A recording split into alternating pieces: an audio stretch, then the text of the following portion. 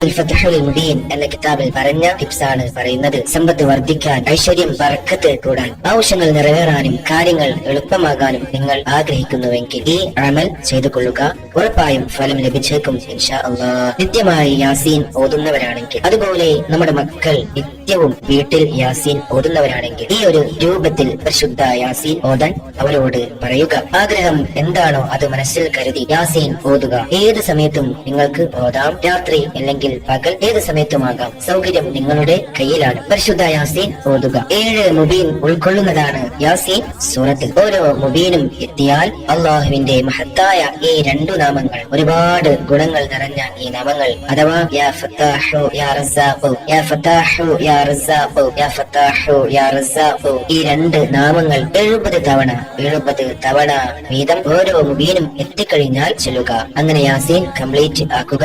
ദുആ ചെയ്യുക. പ്രിയപ്പെട്ടവരെ, ഉറപ്പായും ജീവിതത്തിൽ ഐശ്വര്യം ഉണ്ടാകും, സാമ്പത്തിക പുരോഗതി ഉണ്ടാകും, ആഗ്രഹങ്ങൾ നിറവേറും, കാര്യങ്ങൾ എളുപ്പമാകും ഇൻഷാ അല്ലാഹ്.